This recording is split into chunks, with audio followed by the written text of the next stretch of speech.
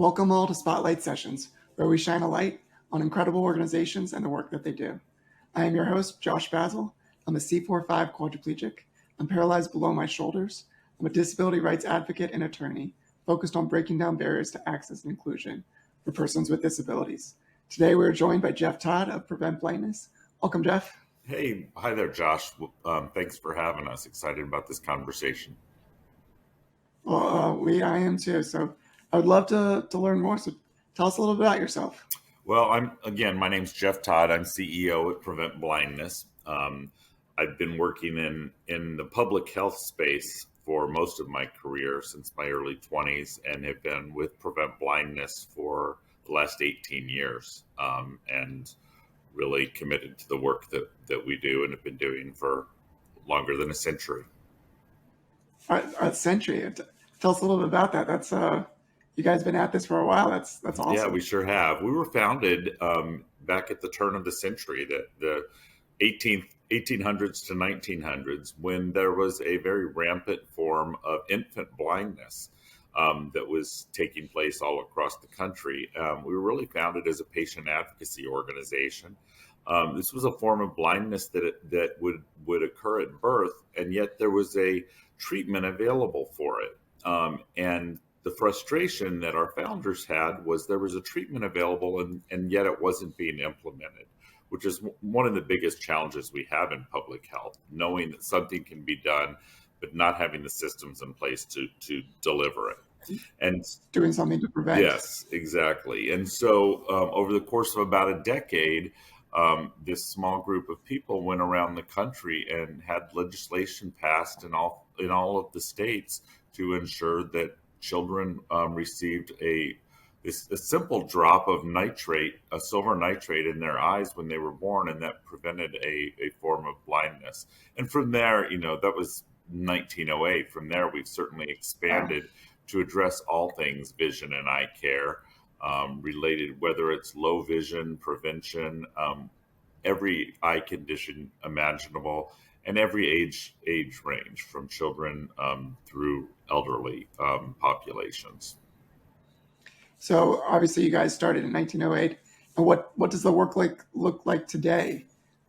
What's the big changes? It certainly evolved quite a bit over the century plus, but we still at our heart are a patient advocacy organization.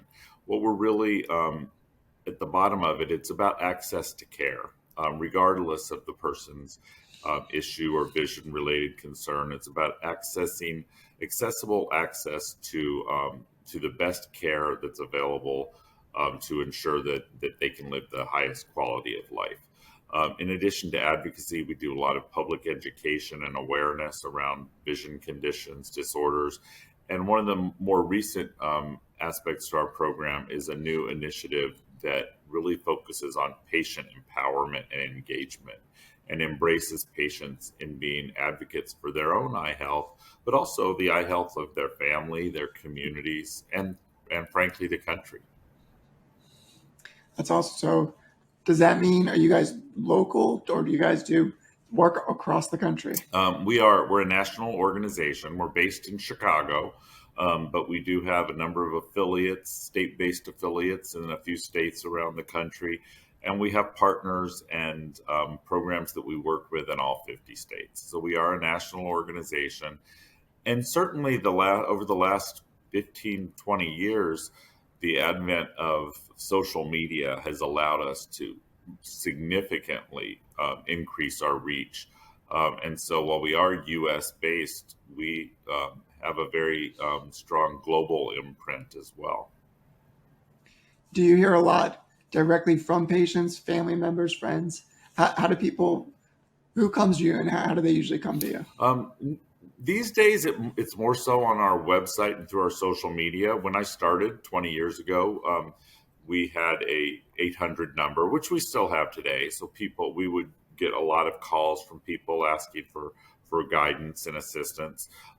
Because so much of our information is on our website, preventblindness.org, we see a lot more folks getting that information from the site, but we do receive calls still. I think one of the things that that we find, which is a bit frustrating, but it's understandable, is that oftentimes people will leave their eye doctor or their other, whoever their doctor is, and learn that they have this vision condition, and they'll call us to ask questions that, frankly, they should be asking their provider.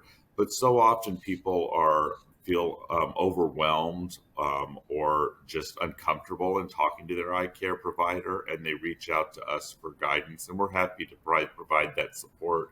But we also provide guidance and support for patients to feel more comfortable talking with their providers about issues that are important to them. That's so valuable. Um, so as the CEO, kind of what does your day-to-day role look I like? think that's one of the things I like about my job is I don't really have a day to day. It changes from day to day. Obviously, working for a nonprofit, a big part of my work is fundraising, and so we do a lot of work, and we're supported generously by corporate partners. We have some federal contracts. We have individual donors. Give We have partners who generate funding from all sorts of avenues, and that's obviously a big part of any nonprofit organization. But I also do a lot of work in supporting our public health and advocacy and program development work. And again, always reminding us to bring it back to the patient, and that everything that we do is about the patient. And it's one of the things that really keeps me excited about the work, knowing that in one way or another, whether it's whatever we're doing, it's for the benefit of the patient. Impacting Yeah. people across the nation. So like, I think that ties into like, I would love to know what are some of accomplishments of yours that of the organization that you're kind of most proud of. Well, there are a lot of them, which is great. After 20 years, there are a lot of things I'm really proud of. We've recently, a few years ago, we established a Center for Vision and Population Health. There was a report that came out of at the time it was the Institutes of Medicine. Now it's the National Academy of Sciences, Engineering, and Medicine, and I think it was a 600-page document talking about how we could improve vision and eye health in the country. And as with many of those reports, we wanted to make sure that it continued to be activated. So we established this center to really bring together key stakeholders to talk about how we could make sure put that report into action. And as a result, we're seeing a lot of guidance documents to empower public health systems across the country to embrace vision and eye health. We have a similar effort as it relates to children's vision. There are a lot of folks, as we talk to people, they want to do something about this, but there just aren't a lot of vision resources, and so we help bring those to bear. One of the other things I'm really proud of is what we've established is our Eyes on Capitol Hill event, where we bring patients to Washington, D.C. every year. Pre-COVID, now we do it virtually, and hopefully at some point we can get back to the visits to Capitol Hill.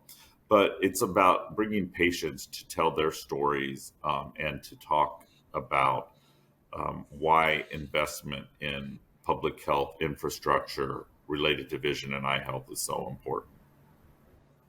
Well, it's so important to get onto Capitol, like you're saying. Like I've been a part of many disability focused organizations, and I've done one called Roll on Capitol Hill, where I'm in a power wheelchair, and we get different people from across the country to roll on Capitol Hill. It's fun to do that with a disability in general, just because you turn a lot of heads when you're there. Like if I'm wheeling down the street, and I might turn one or two people's heads, but if I'm wheeling down with 10 of my friends in chairs, it's like a little small army. Everybody's like, "What's going on?" So I love getting to legislators. I love letting them know the issues that matter to our unique communities, and then having them be a part of the conversation to do something about it. That's I love wonderful. that. It's I love that vision of having a group of folks, whatever the issue is, collaborate. I mean, that's one of the things that we really embrace is creating community among our patient populations, because it's empowering to know that you're not in it alone and in it together. And our voices become that much more powerful. Like if we're singing a song or trying to speak something that means to us, but then we have many other people that are doing it alongside us, our voices get amplified. Absolutely. So I love that you're going to do that. Is what do you think that could look like in the future with kind of, when are you guys hoping to restart that? Well, we haven't stopped it. As I mentioned, it's gone virtual currently. I will say, our Eyes on Capitol Hill in 2021, it was done last February, was very successful, because while we lose the in-person touch, we're able to engage so many more patients who can just do it from home and wouldn't otherwise be able to travel to Washington. We've also found that the staff of the members of Congress seemed much more engaged on the camera, and they had fewer distractions. So I think some of the conversations were actually, in some ways, more valuable. And that's our plan for 2022, February of 2022. It's going to be another virtual event. But I do have to say, I miss the feel, as you alluded to, the feel of being there at the Capitol and the empowerment of that. And I do hope at some point that we can have maybe a hybrid approach where we do both. I was hoping that you would say that, because that's exactly, I think the hybrid approach is the way that these type of these advocacies on Capitol have to be done, because it's just, so many of our members within the community just can't pay or can't travel. They need someone to go with them, or this and that. Like, there's all these factors, and being able to let them have their voice at the table with legislators, but then all the other ones that are there in person, I think it creates the best of both worlds, and makes sure that everybody has an opportunity to be heard. So kudos, and I love that you guys do that as an organization. It's so valuable. Thank you. And with all that, I would love to know, like, when it comes to accessibility and inclusion, what does that mean for you and the population that you serve? I think for us, and we've evolved on this, and it's another thing that I'm proud of. Our name is Prevent Blindness, and our history has been largely about prevention of vision conditions. And yet we know so many people are living with vision disabilities, and living very strong and wonderful lives living with these vision disabilities. And so sometimes people think of us as, as the organization that only focuses on prevention. But we've really evolved to embrace all people, regardless of what their vision or eye health condition is. We want to make sure that whatever your needs are, that you have access to those needs. So whether it's working with someone who has a vision disability but is struggling to access low vision devices, or it's ensuring that a child has access to eye care before they enter school. We want to make sure that everyone has their needs met. And so really over the last probably 15 years, we've really expanded our work with the disability community. We established a resource called Living Well with Low Vision that was initially for the macular degeneration patient, but it's evolved into a resource for anyone who has vision disability. And we've seen a growth of community with that population. That's awesome. It's so much of being able to be there for a person's like, we can only help you if you're at knocking at the door. No, like, this is a journey, as a disability takes its course, or whatever happens in a person's life, being able to have resources at different stages just let someone know that they're not alone. Yeah. And it's so important to when you have the ability to make a touch, and they do come knocking, that they're heard, that they have somebody that can provide some assistance. So again, the work that you guys are doing is just, I'm so glad that you guys exist and that you're national, and that people have you guys as a resource. Thank you. Another program that I'm really excited about that we're about to launch, it's very specific to one eye condition right now. people with vision problems, as with any health problems, there's also the emotional and psychosocial impact of experiencing vision loss or physical changes related to your eyes. And it's something that we know takes place with people who live with thyroid eye disease, a condition that we've become more involved in. And so we're working to develop a new art therapy program that creates community around the psychosocial emotional impact of vision conditions. And once we have this in place, we're hoping that we can expand that to other eye conditions as well. Let's dive in deeper Yeah. and keep on making that impact. So when it comes to businesses across the country, what's one message that you'd like to share with them about your community and what they can do better? I just think being aware that vision disorders exist, and I think sometimes people, when they think of vision loss or blindness, they think of only of people with canes or dogs, and you may have employees that work for you that you don't even know have vision problems, because so many people, it's not always as readily seen as that. And so I just think being aware as technologies evolve, it's terrific because there are so many ways to make whether it's websites, etc., accessible, but just making sure that whatever you do, that you keep in mind that people with disabilities are a part of your workforce too, and that you need to make sure that they have equitable access to whatever resources or skills or technologies that they need to do their work. No, that's it's amazing. Some businesses think a reasonable accommodation is going to cost $10,000. That's if there's a reasonable accommodation. Yep, let's put $10,000 on it. No, it can be as simple as buying something that's $50 off of Amazon Yes. that makes someone be able to see something differently or access. I have this special cup holder right here that allows me to drink water at work rather than having to go, down the hall and ask somebody for help.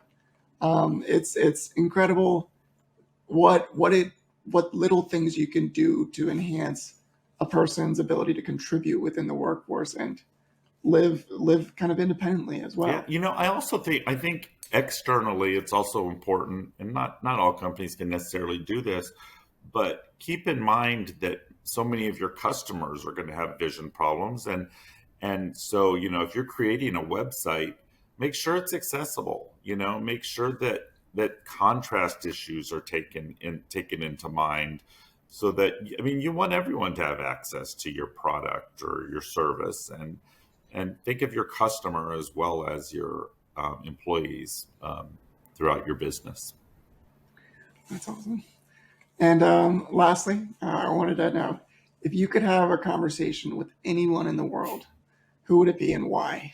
Oh, wow. That's a tough one. I'm not sure. That's a tough question. I'd have to get back with you on that. But I will say, let me switch this around a little bit. The most powerful conversations that I have, and I'm continued to reminded about this, are with our patients, with the patients that we work with. I've worked with this organization for 20 years, and still to this day, the one conversation that was most meaningful to me was one that I had like 2 years in, about 16 years ago. And it was this gentleman who had glaucoma. He's probably in his 70s, and we were in Washington on Capitol Hill together, just the two of us. And he was very well educated and very well resourced.